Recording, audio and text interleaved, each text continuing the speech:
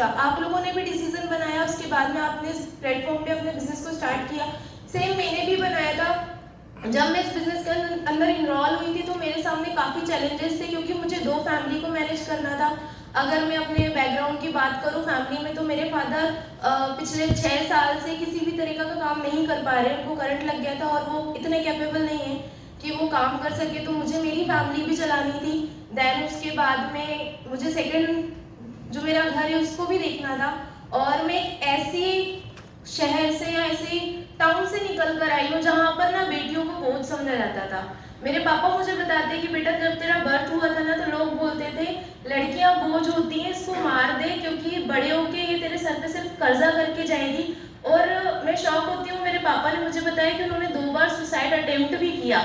जब मैं 7th class में थी तो मेरे पापा ने फांसी लगाने की कोशिश की थी, बट भगवान उनके साथ थे, हमारी प्रेयर्स थी, उनको कुछ नहीं हुआ। सेकेंड टाइम भी उन्होंने नींद की गोली तक खा ली थी, क्योंकि लोगों ने उनको एक ही चीज बोली थी, लड़की है, बोझ पैदा हुई है, जिंदगी में कुछ नहीं कर पाएगी। मुझे आज भी याद है, मैंने मेरे पापा से यही चीज बोली थी कि आप ये सारी चीजें क्यों करते हो, आप मेरे ऊपर बिलीव रखो। तो उन्होंने मुझे एक ही चीज बोली थी कि बेटा आज के बाद मैं कुछ नहीं करूंगा, लेकिन तुझे लोगों को जवाब देना है। अगर आप मुझसे ये पूछो कि मैंने डायरेक्ट सेल क्यों स्टार्ट करा और मैं आज भी इतने सारे चैलेंजेस फेस करके इस लेवल तक हूँ, क्यों हूँ, तो वो सिर्फ मेरे पापा की वजह से।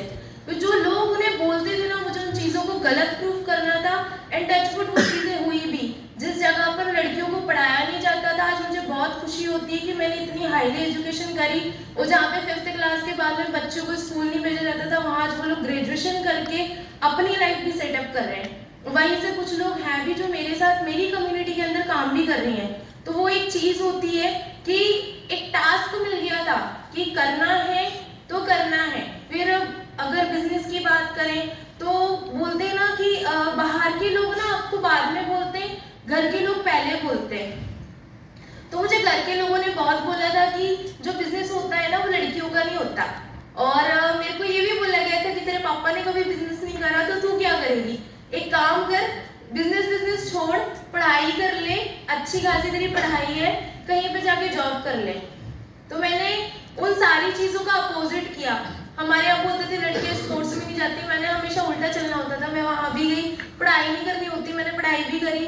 और जैसे सीनियर बता रहे थे, हस्बैंड है वो भी इस इंडस्ट्री में, उनकी एजुकेशन +2 है, मैंने PhD कर रखा है। लेकिन कभी ये चीज नहीं हुई कि नहीं उनकी लो एजुकेशन है तो वो भी बिजनेस कर रहे हैं, मैं भी बिजनेस कर रही हूँ।